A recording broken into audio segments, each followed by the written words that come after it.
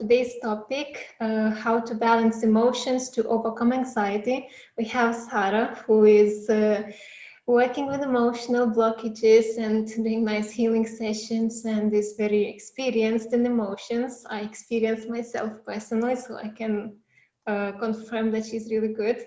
So maybe Sara, you could also a bit introduce more about yourself and why do you work with emotions? Why is it so important? So I wanted to start by really thanking you, because I think it's very beautiful that you're making this platform and that you are able to, get people together, discuss nice topics. I think it's really an amazing service that you're doing. And yeah, you're very professional, really, really amazing. So, and you're also very good friend to me. So I'm also very grateful to talk to you here. I was born in South Italy, so that's um, country. South Italy, I mean, is a country well known for people being very, very emotional and being very open respect compared to other countries about emotions. And so I was always very interested in observing. When I was pretty much around the age of 15, I was already understanding that actually, if I want to really find balance within me, I really need to do a work that is, going a little bit deeper and really going into places that don't feel so comfortable. And it has a lot to do with the past, with um, relationship, with our first relationships, with our mother, with our father, ultimately with our own self. So as that inner child work. So this is something that fascinated me from pretty much when I was 15, and I like to explore this. And so through this desire that I had to find this balance within me, and also to help especially my family and people that were close to me, then also that brought me to a much deeper journey of spirituality and understanding the first issue. Because the apparent issue is feelings, emotions, stress, anxiety, fear. So there are all of these feelings and all of this, and then all these feelings, we place them into the world of emotions, and then we start to judge ourselves and our life, especially from these first moments where we label ourselves with particular feelings and label what happens in our life, label our story, who we are, just by some temporary feelings. So then it's really very fascinating work. And that actually brought me traveling quite a lot and really questioning myself, what is this all about? Why? There was a moment, especially in my life, where I felt like I had it all, like I was working and living in one of the most beautiful city in Italy, and I had good friends. I was doing the job of my life. I was dancing, and I was also starting with my offering therapies, massage, and different.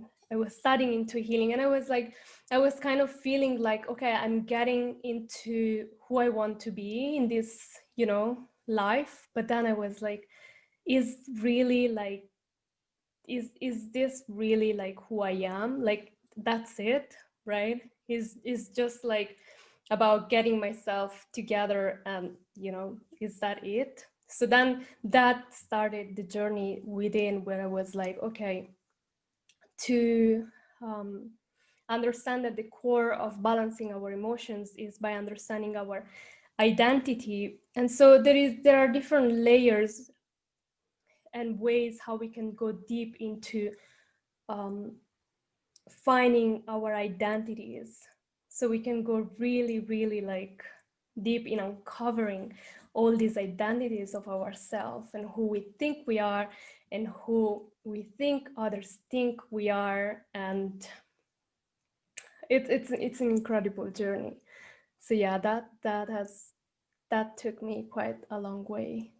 And yeah. Thank you for going so deeply explaining that, because it's really important to get this identity, who we are really, and going deep, understanding that we are spirit, soul, and not only the body, as we are covered this way. So to really understand our inner feelings, those emotions, to identify our path, our mission in life. And just to maybe in the beginning to start with, because I remember you were once very nicely explaining the difference between emotions and feelings, so that we would be aware when we talk about these things, that what is the real difference of emotions and feelings? How do you separate them? Yeah, so pretty much they're, I mean, they're one thing, but that we can really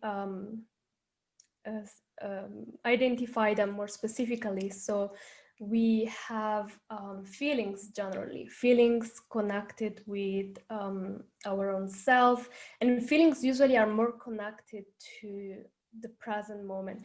Like feelings is when we can really connect ourselves with how we are in the present moment, and emotion is more like labeling them. For example, when you feel like goosebumps, or you feel like, you know, hair standing on end, it means like you're excited. So you can say excitement is an emotion. You can say the heart going fast and like sweating, and then you can be like, this is like love, you know, like we kind of label some actually feelings that are happening in the present moment.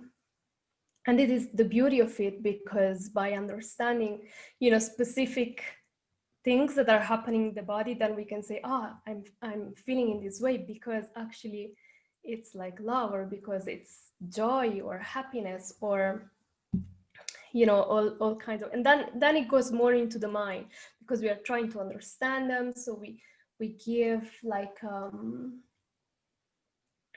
we label actually our experience. And it can be good, of course, if you are going through like a treatment, or if you are working through specific situations in life. But at the same time, it can be very deviating, because then you start to not really understand who you are anymore, because it's like too much identification with these feelings that are happening within the body, that are just temporary. They're really connected with the situation that are happening in our daily life. And this is also where, for example, there are particular emotions. For example, people, another very fascinating thing is when people like go through suffering, like deep suffering and deep joy, sometimes are, especially in a spiritual path, are actually seen as very similar on the way of expression. For example, when one is very happy, one is like jumping and is like, and then when one is extremely stressed, it's also like sometimes people have panic attacks, or you know, it's the mind at certain point, the body doesn't understand anymore if it's like, actually the body doesn't understand if it's good or bad. It's just a reaction of all the feelings that we have in the body. And that's why here is the point that we should never judge actually what's happening within ourselves, because they're all signals that actually, if we always bring the mind back to understand who we are, who is like our identity, who are we identifying with in this moment, that can always help us to bring back to the present moment and be like, okay, I'm having this experience, but I'm not this experience. I'm not what I'm experiencing right now, but I acknowledge whatever I'm going through in my body right now. And so bringing the mind back and bringing to the center. So yeah, this is pretty much. Okay, thank you. It's again nice, and especially when you say don't judge this emotion. It's very also said in mindfulness practice as well. It always mentions to accept whatever is happening, but don't label, like, you know, good or bad, or anger or sadness we experience. that, but we are not like, we not necessarily are sad or angry all the time. We just experience that for certain time of period in certain situation. So it's good to remember and being mindful, okay, acknowledge what we feel, what we experience, but don't judge, don't label that, oh, this is bad or this is good. Because often I hear also when I read different articles, videos of people talking, often people say positive, negative emotion, good or bad, and from certain therapists, healers, get reminded that it's neither positive, neither negative. It's just as it is. So, Yeah. how would you? Because I then start being more cautious how I call them, but still we can put kind of in the category, angry, disappointed, depressed, in more unpleasant maybe. Those feelings, or more pleasant? How would you maybe explain when you need sometimes to still categorize, say, okay, we feel joy, we feel happiness, we feel peace, so I feel pleasant, let's say, or feel sad, depressed, annoyed, frustrated, it's more kind of unpleasant. How else Yeah. would you also express that? Yeah. So these all these experiences we're having, they're actually there for a specific reason. So it's important, for example, if you're experiencing, so there are pretty much, when we are connected, when we are like in a place that where we don't feel safe, we don't feel protected, we don't feel grounded, we feel like we don't have almost the floor under our feet, like when we are really struggling with our primary needs, like survival needs, like eating well, having a place to stay, having like a safe environment. This is very common, especially nowadays that we are all locked in. And then it's like, oh my God, you like the environment can feel very threatening because outside is very threatening. So also creating our own environment inside may be very difficult, especially if you then find yourself with like 2-3 people, or you never really spend time creating your space. So then when something happens, it's very easily triggers these emotions that are connected with in the first energy centers, that are like first chakra, second chakra. The first three, I would say, they are the most flexible because they can open and they can close, like you can have a beautiful day one day, and then the day after is like a bad day. And that's usually because you're really like, your first energy centers are really controlling you. And that's like the first chakra that is more connected with feeling safety. Second chakra is more connected on feeling able to express yourself, that you can be yourself, you can express yourself. And third chakra is more connected with you being acknowledging your identity. So it's connected more with identity and who who I want to be, like having a vision, and who you want to be, like the person that you are and you want to transform into. So this is something that is like constantly changing, and so these are very, very affected from the outside environment. And unless one is really spiritually meditation, really going through that centeredness of themselves, then these first three centers, they really take over. And the major issue people face is because of this. And so they may say, oh, I experience a lot of anger in my life. But actually, you need to understand first, like, are you safe in your life? Do you feel like you are safe where you're living? Do you feel like you are really acknowledging yourself in that environment? Like, do you have an environment where you can be yourself? Especially anger is really connected to the first energy center. And then of course we can also do a much deeper work, because like, when was the first time in your life that actually experienced anger?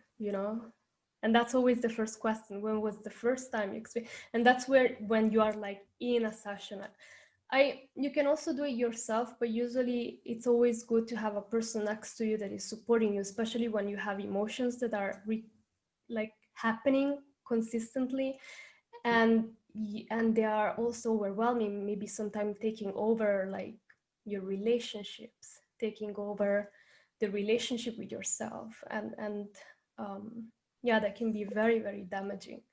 But on itself, for example, an emotion like anger on itself, it's not there to bring distraction, but it's just there to bring out the core issue. And the core issue is, I'm not safe. I'm not safe. Like I'm not able to express myself. And if I'm not able to express myself one day and the second day and the third day, and then eventually, you know, at some point it's like building up, and then it's like explosion because yeah, that's, and then you can say, oh, that was a very negative experience. It's like, actually, it didn't have to be. It didn't have to be.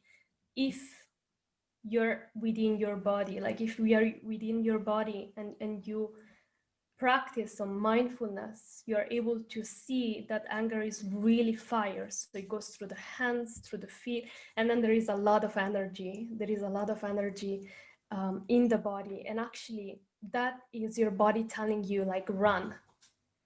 And because we this is the amygdala, so there is this gland in the brain that when it gets activated actually covers completely the consciousness, and the frontal part of the brain is actually the part of the brain that can help us to control our emotions. But in the moment of when the amygdala gets open, so it means like run, like survival, then it covers like any sense of intelligence that we could you know, use in that moment.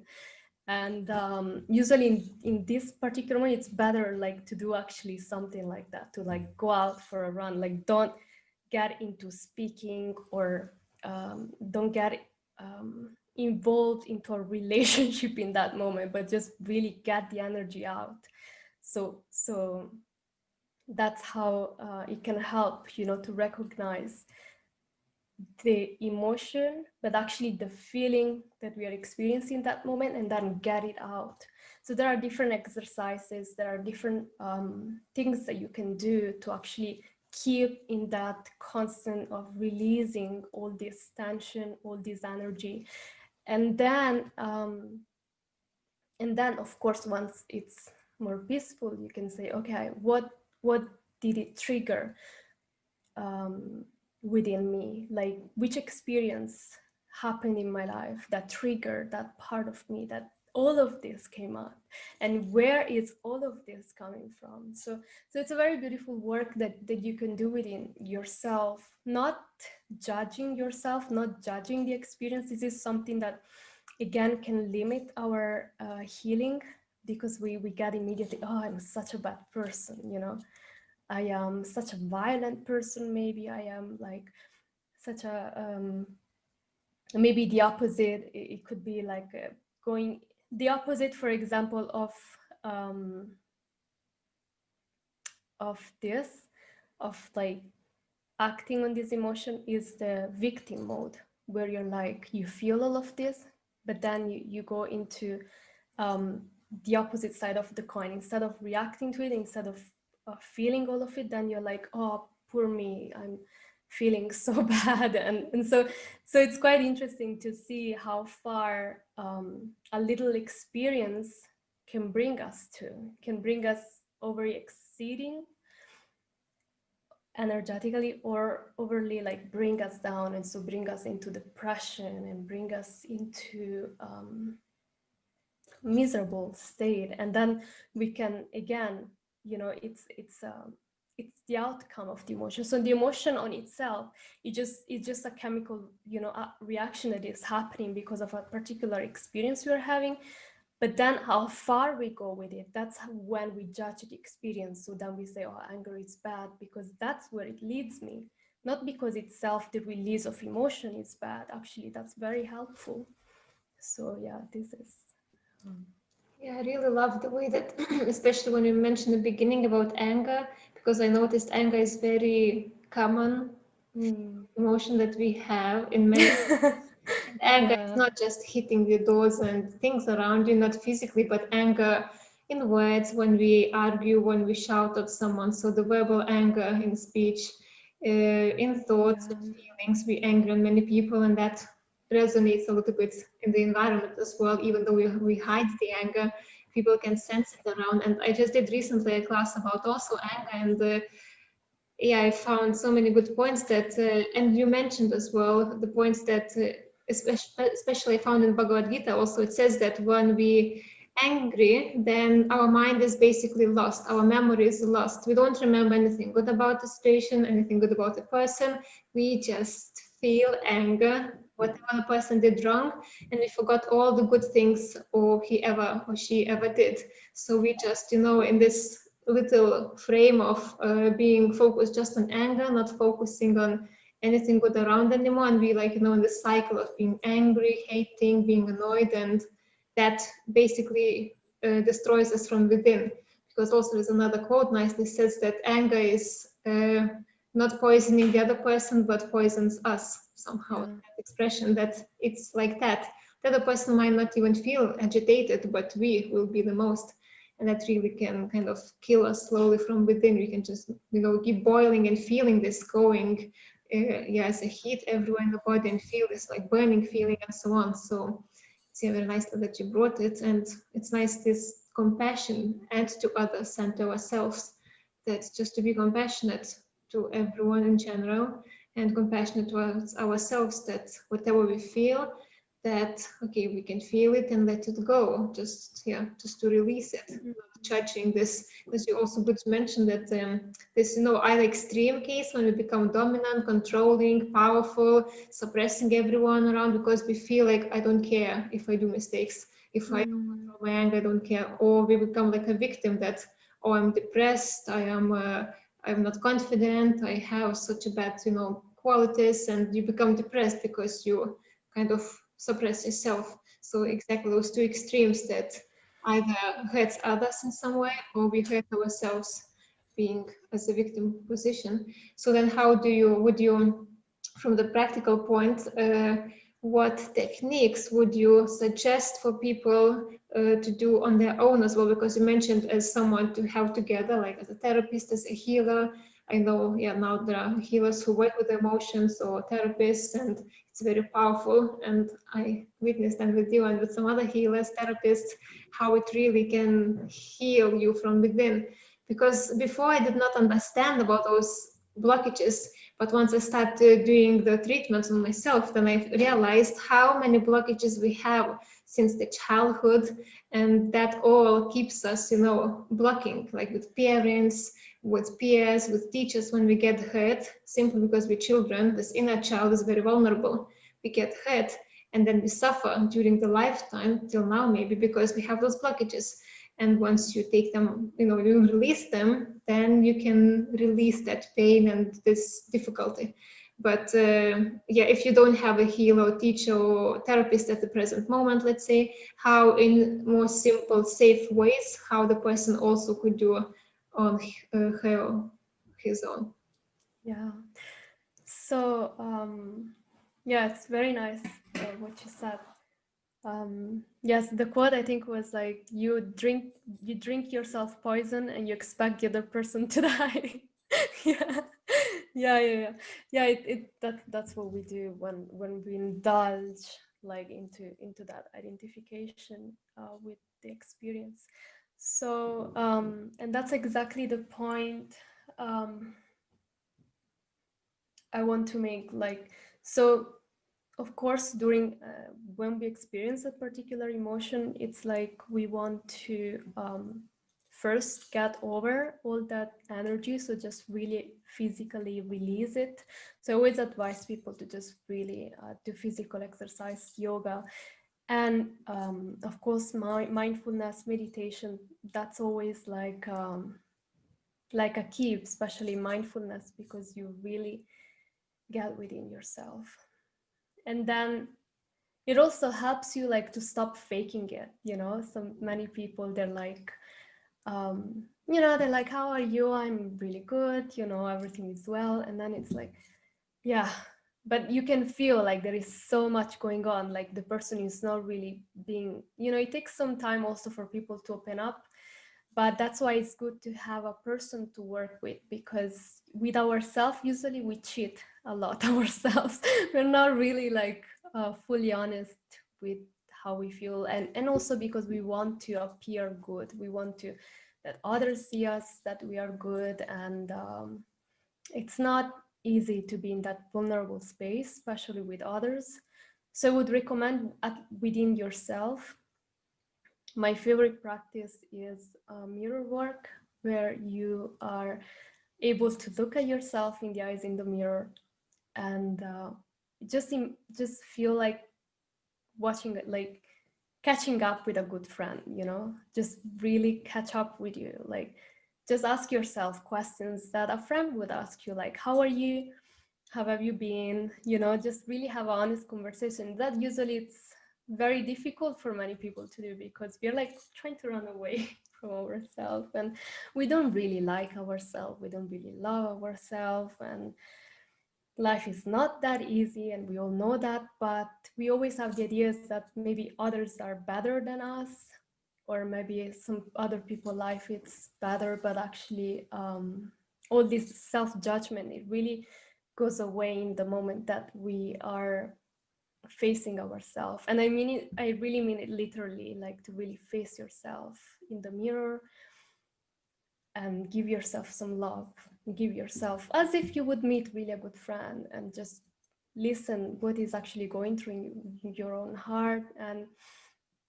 And again, you will feel that maybe you will step again into some kind of feelings. Maybe again some anger will come up, and it's like, oh, I'm so upset about this, or I'm so anxious about this experience, or whatever it is. But it's good, you release it.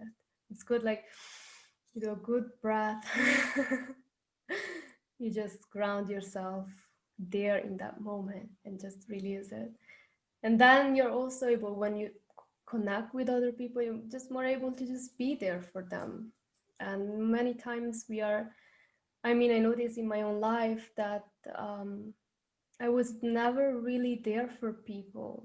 I was always like in my own bubble. And even if, when I would meet with others, I was still about how do they think, what do they think of me? And it was still so much about me, because I never had that space in my life where somebody could give me and all that love. And we really get to we really have to recognize that we are the person that can give us love and can make our heart feel fulfilled. And I mean ourselves, because in essence we are actually we are in quality the same with the Supreme.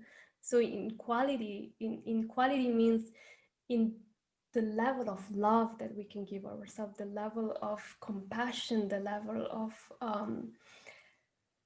of like joy. That's where we can experience joy, in connection with what we have inside in that particular relationship. And then from that space, you know, then we can really be in the world and not be so affected of what's going on in the world. So another so connected to this exercise is exactly the point of really understanding what is the emotion that we are experiencing, and how to find that space within. And emotions are really much connected with the ego, so with the false ego, with the false identity we have of ourselves. And one thing that I always tell the people I work with, it's not, don't fight it, don't try to fix it, but try to get in a space where you can hold it, where you can hold these feelings, you can hold this experience you're having. And imagine like a little child, you know, when a little child is like crying and it's like, oh, so life is so difficult, and you can see it, nothing really happened. And when you see life from a little bit of distance, you can see nothing really happened. nothing so serious. And usually when serious things happen, usually we don't have so much time to go so much mental. Actually, we need to be there. But we of course make things much bigger in our head. So really create that space to hold yourself in those moments, and then journal it through, like really express it through, and yeah, spend a lot of time writing. When I remember when I just started, when I was 15, and I was so in these teenage years where I was so unhappy with, you know, just being at home and being so dependent from my family. And I was like, I want to, you know, I just want to be happy. I want to live my life. And I started journaling. I was like day and night journaling, like constantly. And then in a year time, when I was 16, I was able to leave home. I was able to study where I wanted to, work where I wanted to, like study exactly what I wanted to do. And that's, I feel like that's all because of journaling. And then of course, there at that time, it took me like 1 year to get over all this emotion, because it was the first time I was facing them. But now it takes me like 1 month, exaggerating. Like when I'm going through something, I immediately already know, okay, this is coming from this space. And then it's like, it's about releasing, because I already know the core issue. I already know the trauma I had. And then I'm more able to be like, okay, it's okay, you know, all is well. And do some affirmation with yourself and just release it, and then get back to the center of who you are. And there was another thing. Yeah, another thing that I wanted to say quickly about, for example, a general feeling, because I feel like many people are experiencing this this emotion of being lonely. Like loneliness is like, you know, we are all pretty much separated, and there is many people saying, you know, I'm just really lonely. I just really would like to be with somebody where I feel loved, where I feel happy. And then I really advise people to just sit with that loneliness, and really ask yourself, okay, this is the emotion, for example, is loneliness. What does loneliness want? What does it want? And the answer is obvious, right? Loneliness wants to be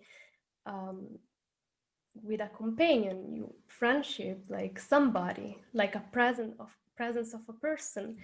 And but we make it so big in our head, but actually bringing down a sense of loneliness is actually giving that presence to ourselves. And when you actually sit with that emotion, sit with that feeling, you actually realize that you never really needed somebody to fill up that gap of feeling lonely. It's quite amazing. It's quite amazing to, when we learn the art, like to sit with that particular emotion or whatever is going on in the mind, and to bring it down and give it to ourselves, commit ourselves to give it to ourselves.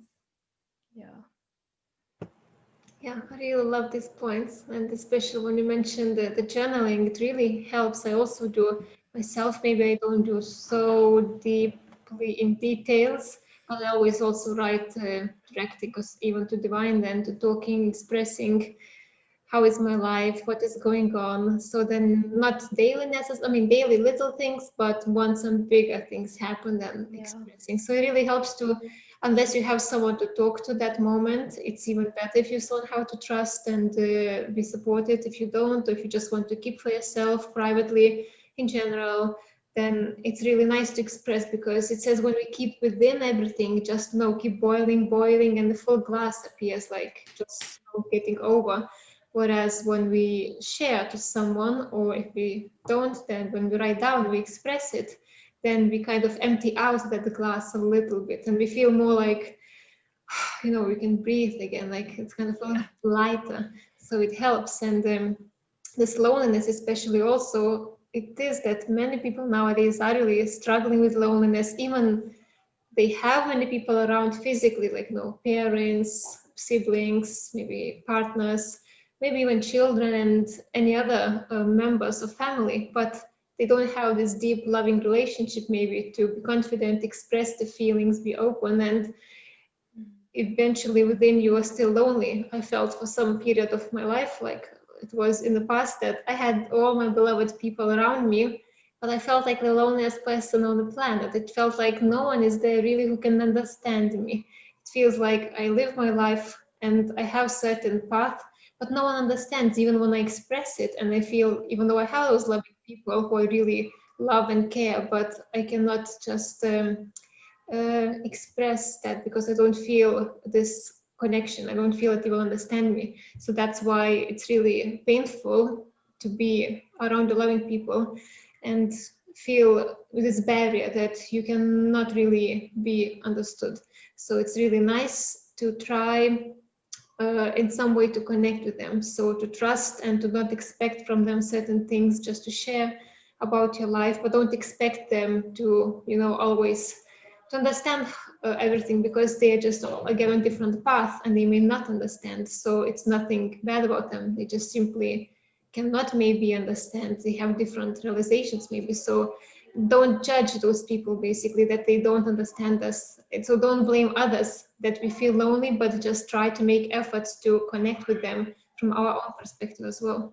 Because often we blame others because we cannot connect with them, but it's also because we don't really want to connect with them. So we put like a barrier, like a wall, and no one can go through that wall even if they want. Because now, once I started working with those emotional blockages, also as you and some other therapists, and I had so many blockages that from the childhood, that I had with also those traumas and so on. And once I removed them, now the same people who I was disconnected, they're the same people and they didn't really change.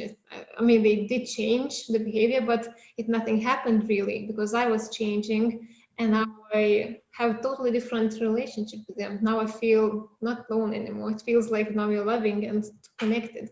So you see, that's the same. Once you start changing within, taking out this resentment, sadness, all those blockages step by step, then forgiving them, especially parents. I really love the point in the beginning when you mentioned forgiving our parents for any problems or any pain that they cause unknowingly or knowingly in certain cases, then we can really fix many blockages, like release them and fix many problems, because many relationship problems nowadays happens because of our difficulties with parents, resentment and pain. So once we forgive them and let go of that pain, then slowly start everything fixing. So really loved that connection. And can I just share one last thing about this method thing? Because I loved you mentioned about the breathing shortly, but I just want to mention, because now I got advice myself to do more and more, like calming breathing and to just go within and relax, because I usually used to stress and be anxious.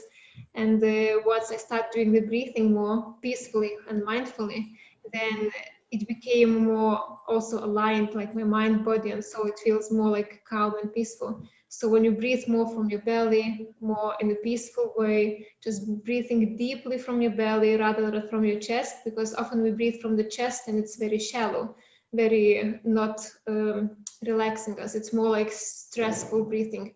Whereas when we breathe from the belly, just feeling the belly expands when we inhale and contracts when we exhale. So the belly goes out when we inhale, and when we exhale, it goes in. Yes, correct. And then we feel more deep breathing from that abdomen, and we can easier come down and relax and just close the eyes, place the feet on the ground and feel connection with the nature as well, like the grounding feeling from the earth and this peace coming within and letting go all this anxiety and fears and stress. And it helps once you more like breathe peacefully, like you really give yourself time to just come down, relax and breathe, and you feel that all this anxiety and worries, they slowly diminish.